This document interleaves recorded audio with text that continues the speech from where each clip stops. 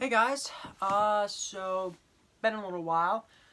I just want to preface this real quick by stating that this video is probably going to be a little bit shorter than a lot of my other reviews because I really feel like the fact that there really isn't much to say here that I feel like hasn't been echoed by a lot of other people that have already seen this movie. And plus, I'm also preparing myself for the eventual undertaking of me reviewing a certain film that will be coming out later in the year. Hint, hint, it is a follow-up to Batman v Superman and is directed by Zack Snyder and will release on HBO Max this coming Thursday. So, yeah, I'm going to have to prepare for that. And also, I'm currently, because I recently just saw it not too long ago, I'm just sort of giving you, like, my string of thought. There's no script for this. I'm just basically just going to spew out my thoughts as they sort of come to me about this movie. And the movie that I'm going to be talking about today is Cherry. Now, Cherry is the first film directed by the Russo brothers following the massive success of Avengers Endgame, and it stars Tom Holland in the role of Cherry alongside Ciara starring as Emily. Now, what's interesting to note about Cherry was that this is actually based off of a novel that was released back in 2018, written by Nico Walker. The film and the book both follow the main character of Cherry, who ends up, because he feels the fact that he has nothing pretty much to do in his life, like he doesn't have much of a purpose, he decides to enlist in the army as a medic. However, after experiencing the first-hand horrors of war, he comes back with PTSD, and in order to counteract the pain, he becomes addicted to opioids. And in order to be able to feel that addiction, and in order to be able to pay off those that he's now indebted to because of this addiction, he then resorts to literally robbing banks all over Cleveland, Ohio. Now, of course, eventually he ended up getting caught, and of course, Nico Walker actually wrote the novel Cherry while he was still in prison, but because it had such an interesting subject matter, because it was very fascinating.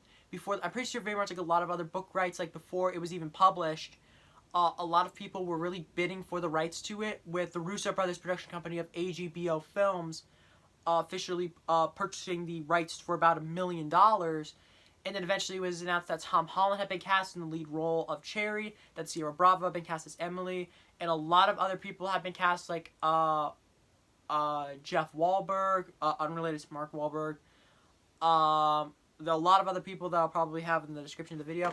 And another interesting thing to know about this movie is that it was actually written by Angela Russo. I'm forgetting how to pronounce her last name. I think it's Otstot. I don't know how to pronounce that last name, but she's also the sister of the Russo brothers. And not only this, but they were also born and raised in Cleveland, so this was a very personal movie to them. And it was probably because, makes sense. I mean, my dad is also from Ohio. He wasn't from the Cleveland area per se, but he also is from Ohio. Now, another thing that I should also preface by stating before I give my actual thoughts on the movie is that when it came out, a lot of people were very divided on the movie, because not just in terms of, the subject matter, because of course the subject matter of Cherry is definitely going to divide a lot of people, but also a lot of people were very mixed in terms of how the final product was officially executed and the way it was presented. My personal thoughts and the actual review of the video is that I really enjoyed Cherry. I thought it was a really great film. I really find it interesting how it's able to portray this period of time that, when you get down to it, wasn't really that too long ago. Because it starts out, like, I believe around 2003 and 2004. So, yeah, that wasn't really all that long ago if you really think about it. So, it was actually more of a relatively recent event that ended up happening. And a lot of it is based in truth. And a lot of it did happen in real life. Obviously, a lot of names were changed around, and obviously, of course, there were some things that, of course, they had to sort of compensate and change around for both time and pacing. For both pacing purposes and also for the sake of other reasons. So, I totally get that.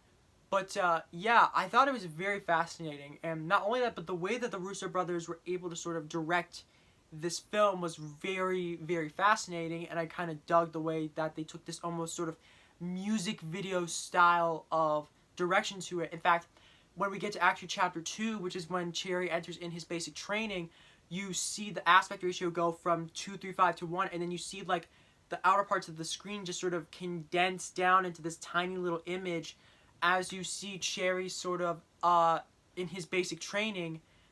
So almost sort of like you know, a military video, like, you know, like this could be you, or military recruitment video or something like that. Definitely a lot of interesting creative choices there. But obviously, of course, the main thing to talk about here is Tom Holland's performance as Cherry. I honestly think the fact that this has the potential to be Tom Holland's best performance, because he has to act his butt off in so much of this movie, because first he has to be Cherry, the young college student. Then he has to be Cherry, the army medic. Then he has to be Cherry, the opioid addict. Then he has to be Cherry, the bank robber. And then eventually, you know, he has to portray all these various different points of Cherry's life. And he has to really go to places that he probably didn't want to go to or even knew existed in order to really, really sell these scenes. The scene, a good example of this is when you see Cherry at the train stop and he's trying to tell Emily, listen, you need to stay away from me. Like, I'm not good for you. And he's talking about how he has this noise in his head that won't stop. And she's just going, well, it's loud now, someday it will go quiet. Like, that is really powerful stuff right there, because Ciara Bravo also does a really great performance as Emily. I thought she was also really great here, portraying the person who, despite all the horrors that Cherry's gone through, she still sticks by him, even if it proves a bit of a detriment to her and her personal life, and it begins to take a toll on her. And it really begins to show how their actions sort of begin to have an effect on each other, and, you know, how it each begins to affect them. Now, did I have any major criticisms with Cherry? I did. Probably to me, the biggest criticism that I have with it was its runtime.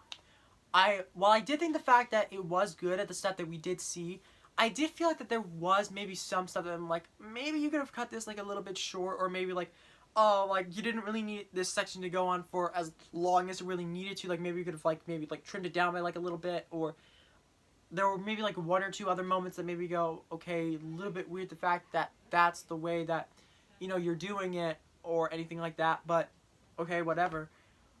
But, and of course, you know, there are some characters that, while they're introduced in the film, you think the fact that they might be major characters, but, you know, they kind of don't get much. But I do get why that is, because it's mainly on focusing on Cherry and Emily and their lives, and how essentially this all begins to take a big toll on them. And I do understand why that was. So overall, I really did enjoy Cherry. It is very flawed, do not get me wrong, but both Tom Holland and Ciara Bravo give incredible performances in here as both Cherry and Emily. I really think the fact that the subject matter is definitely worth looking into. And I do find it fascinating about how this was like after like the Russos directed what was at the time, after, because, you know, Avatar has since reclaimed the biggest film of all time award. Like the Russos worked on what was one of the biggest, if not the biggest film of all time. To go to something so small and intimate like Cherry, that's really fascinating. And probably one of the other minor criticisms that I do have that isn't really with the film itself, but the fact that out of all the places that they could have released it, they released it on Apple TV Plus. Like, really? Apple TV Plus? Well, I do get the fact that why they put it on there, because, you know, Apple really wants people to sign up for their subscription service, so obviously, of course, makes sense. Apparently, if I remember correctly, I'm pretty sure they bought the rights for it for like $40 million, which is just honestly crazy. But anyways, despite a long runtime and some sequences here and there that may not work compared to others, I did really think the fact that Cherry was a very strong movie, and I am super upset the fact that the Oscars pretty much just completely ignored Tom Holland. I definitely do believe the fact that at the bare minimum he should have gotten nominated for Best Actor. I don't know if he deserved to win or not.